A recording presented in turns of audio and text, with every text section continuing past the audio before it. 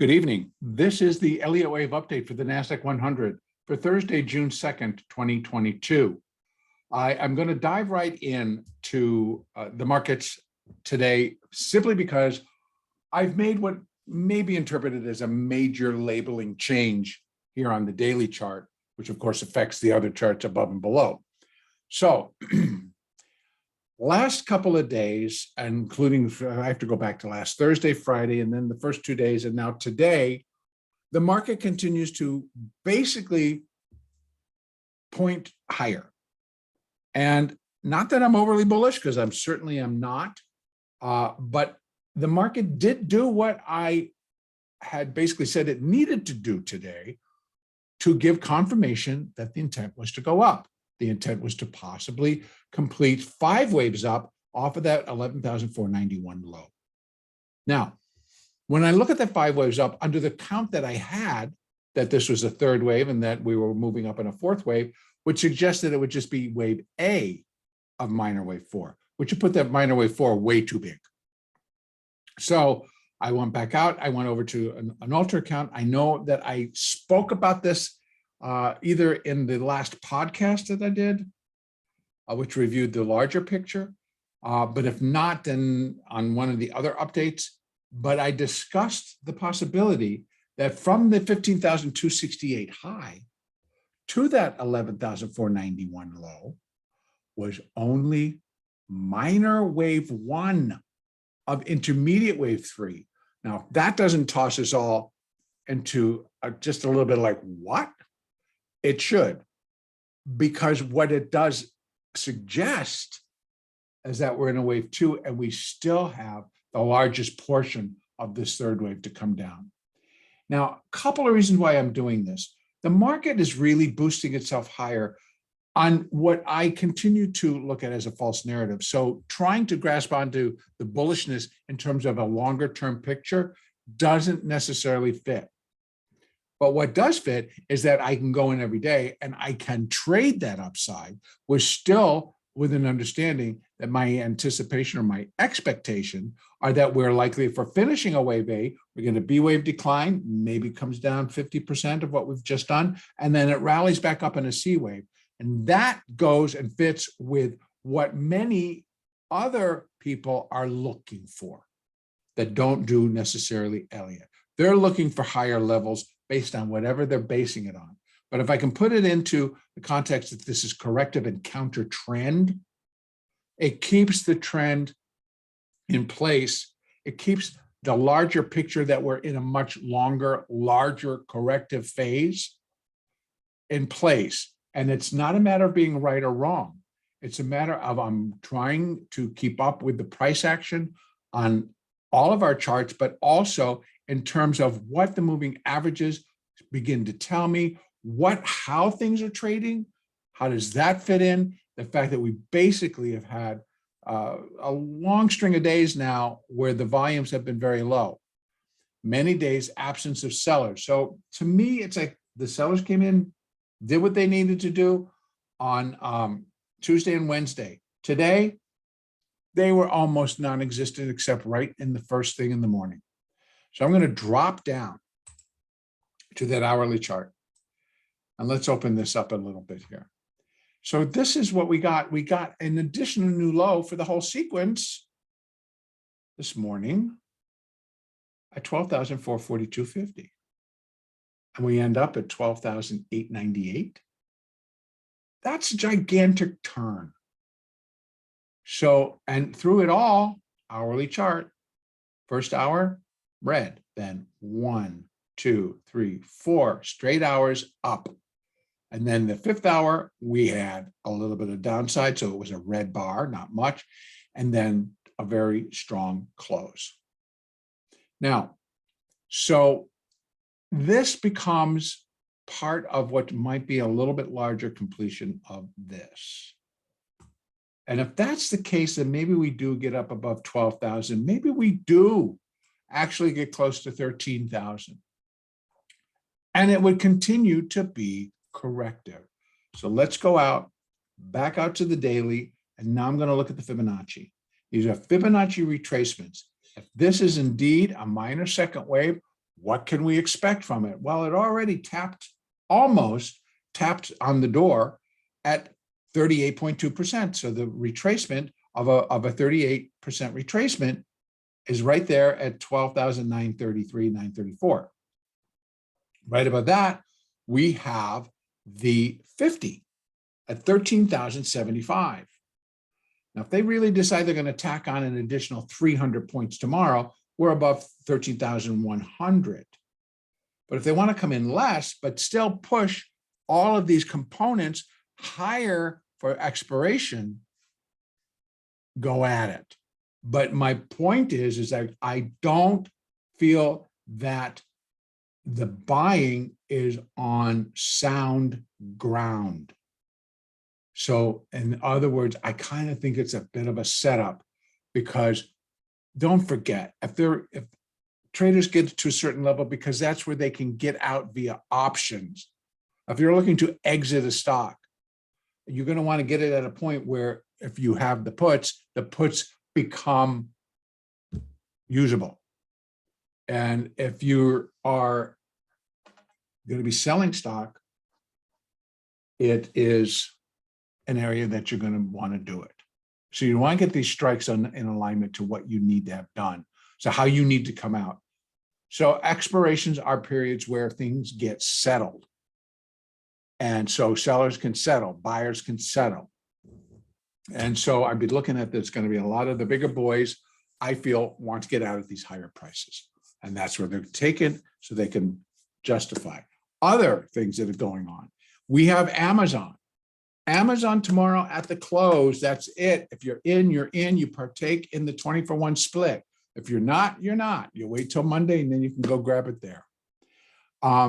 So we now saw Amazon go up another $76 and its bid actually another $14 above the close. So basically we're hovering around being up 100 again, but we're above 2,500 bucks. And so that may continue as we get maybe people that were waiting to see if they can get it cheaper, whatever, I don't know. But if they're short and they don't necessarily want to be short 20 times that amount, you're going to get out of your short. So there could be some of that tomorrow. We have Google continuing to power higher. We have Facebook continuing to power higher. But these, I think, are more of an expiration play. Google also coming to split in July, so it might have some of that. We're seeing things get pushed higher that I don't think will be sustained beyond the expiration. And that I could be wrong. Now, how do I fit that into what I'm looking for? Well, if this is going to be wave A and we get it to top out wave A here and the market turns lower and we can do an ABC down, that'd be a B wave. Then we get a C wave up. But I need to get this initial 5 waves, which will form wave A, complete. Once that's done, well, then we know we can put our retracements down and look at where wave B is going to come in. Now, once that's done, we'll also know where we're going to put in a C wave and how high it could get. Now, in total, as a second wave, the most common area for it to get to is the 50 to 618% retracement. That's in a wave 2. So that would take us up to 13,380 to 13,825 as possibilities. That would involve a break above the 50. Now, if I don't think it really should do it with power, but it could. They could just power this whole thing up and just go for it. And again, in the absence of sellers, which we may run into again tomorrow. So in other words, there's no strong sell pressure. They're not showing up because they've all come in as buyers or whatever the situation is. They're just going to stand back and let this happen. And it's possible because they want to see the higher prices so they can start selling again for themselves, what they need to get out at. Not for themselves, it's just that's where they're going to get the sellers. So all kinds of things for reasons. One of them is that I'm going to have a hard time really adopting to, well, the Fed's going to get a little dovish and they're going to pull back and they're just going to hold off and they're not going to raise until September, blah, blah, blah. Well, That would be the regular meeting. So maybe they're not going to do it in between. So we get a little break over the summer. Okay. Doesn't mean that inflation is going to take a break. Because I guarantee you inflation will continue to go up. Just look at, we got to go to the pumps to buy gas. We got to go to the grocery store to buy food. All of those things are not just going to take a break because the Fed's taken the summer off. Not going to happen. So inflation will continue. And I believe the numbers will continue to report it as such.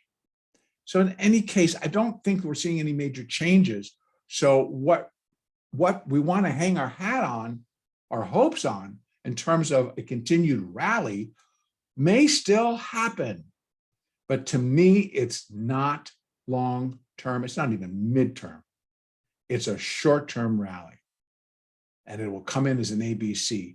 And this A wave, being 5 waves up, puts a lot of fool's gold into the market. So I'm going to stop there and continue to say for tomorrow, coming back down, the hourly is not as clean as that daily because the hourly is just, shows all this mess in between. But I would suspect that we should see a continuation to the upside. Now, this may all occur once Globex gets started and then overnight. So we'll see where it is by the time we get in the morning. But I would suspect that they may want to push it even higher, depending on where it is, because of expiration. We'll see. But on a break above 12,934, we start to get a little bit room. We get a little bit of room there. Do I think that the NASDAQ could rally from 29 to 2934? Yeah, that's not much of a stretch. Could it then add another 400?